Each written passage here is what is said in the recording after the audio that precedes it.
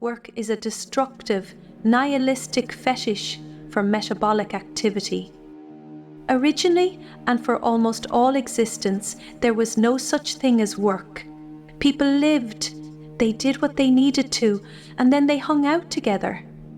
The average day for a hunter-gatherer would involve a few hours of wandering about with friends and family, picking berries and stabbing small animals to death.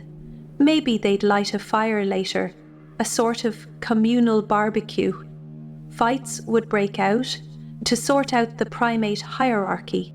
They're all things people do for leisure now, for happiness, or its simulation.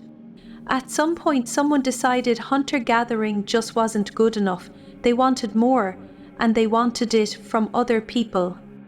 At first, those with this psychopathy would be excluded from the tribe, killed or exiled to prevent the bad spirit from spreading.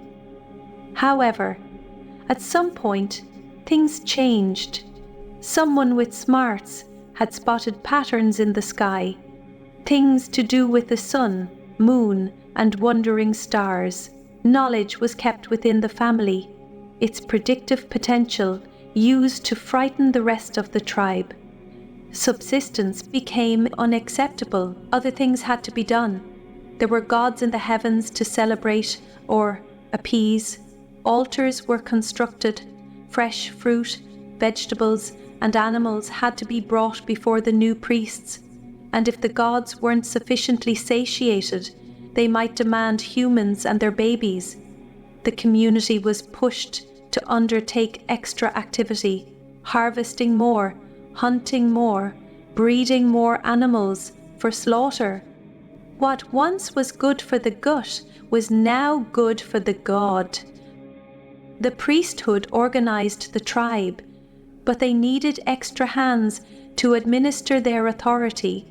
They appointed guards and soldiers, others in administrative roles, each rewarded for loyalty or brutally punished for transgression.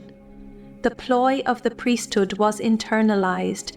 They became employees. Regular contact with the glowing gods in the heavens bequeathed the priests with special information. They could beckon the moon, predict the changing seasons, forecast strange celestial events, and navigate the land and sea. The people were taught to learn magic rituals and dances or update their old ones. It was a means for embodying belief in the new gods, a powerful method for programming the subconscious. Outposts on hills and pyramidal panopticons helped keep an eye on things. Thus, the continued authority of the priesthood was ensured. After many generations, nobody remembered what it was like before the gods arrived. Now and then, a handful of folk would see through the charade, but it was a lonesome realization. Confiding in others was dangerous. Some fought violently and died. Others hid in the wilderness or committed suicide. So the gods denounced those things too. Prolonged activity helped stave off thought, but the new busyness had to be monitored and directed. Who did what? What was their value to the priests? What was the worth of their lives? Tallies were kept, birthing a money system. Priests became kings and emperors, their bloodlines an intergenerational red carpet, their DNA the royal road to privilege. Yet their mystical secrets were little more than knowledge of the stars and control of the issuance of currency. Soon, sacrifice wasn't enough. An additional entry fee to the temple was required. Lending began, a new way to feed greed, a new form of shackle to control the minds of the minions. Some objected on moral grounds. They saw through the trick, called it usury, uttered moral objections and dictums like, lend to them, without expecting to get anything back. A strange translation, because that isn't what lending means now, is it? We'd call that a gift. Although, today, even with gifts, People expect something in return.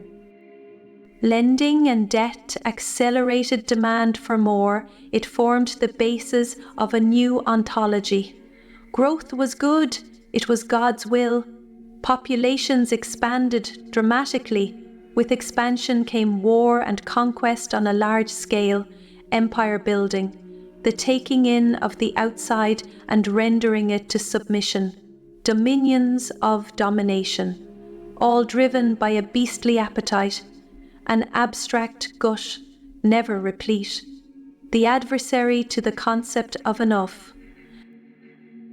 Technology advanced, but the daemon giving rise to this activity remained unchanged. Soon, the beast of insatiability spread across the globe, capturing whole civilizations or murdering them. Growth was injected into new environments, more work, more people. Gradually, all land was captured, all activity controlled. Various means were put in place to prevent people from living freely and escaping service to the hungry ghoul. Earls and dukes, lords of the land, protectors of the state, private armies, fences, gamekeepers, but psychological control was the real power. You served God, not your gut. You worked for God or gods to prove your utility, otherwise you were worthless. Denizens, vagabonds, and gypsies were demonized, tortured, executed, hung out as examples for all to see. The wrath of the deity was merciless. In fear, people bowed their heads and just got on with it. They aligned with the program, didn't dare stick their necks out. Soon the whole world was full to the brim. Cities everywhere, nations centered around giant termite mounds and ants' nests, great phalluses of iron, glass and concrete, pulling in the world around them, consuming it, spitting out filth. As resources diminished, competition became increasingly savage. God was forgotten, but the worship of growth continued. People stepped over each other to climb the new abstract pyramids. The higher they got, the more intensely they were watched, and the more paranoid they became. Great wars broke out. The malignantly evil enjoyed it, but nobody was truly happy or satisfied. It was never enough. A new world had been birthed from a nescient womb, one of great technology, terrifying weapons and complex systems of bureaucratic enslavement. Collaboration was fleeting and only conducted in self-interest, that being growth. These relationships were temporary, cooperative structures built on sand, easily washed away by floods of greed. Inevitably, great conglomerations with voracious appetites clashed. This novel expression of humanity, built on indomitable appetite, now owes more than 4 times its total annual productivity in public and private debt. There is great wailing and gnashing of teeth. In this brave, new Sparta, 400 million children are physically or psychologically abused by their parents or caregivers regularly. They must learn that their God is cruel, violent, unhappy. Life is for suffering and servitude, not for living. Over 10% of children suffer from mental illness, increasing to 25% of adults as the remnants of their childhood freedoms are lost and they are forced into work to pay for their existence. A contract they weren't involved in drawing up and never consented to, once called slavery, meaningless, abstract jobs that keep the dark millstone of the appetite machine turning, grinding, metabolizing everything in its path. The waste from this metabolic work, toxic pollution, has reached the highest clouds and the deepest oceans. Clean water is running out. Hundreds of millions go hungry. Breathing air causes disease. Billions are sick and deeply unhappy. a spirit whispers quietly, "Isn't this enough suffering? There's no need to toil and sweat."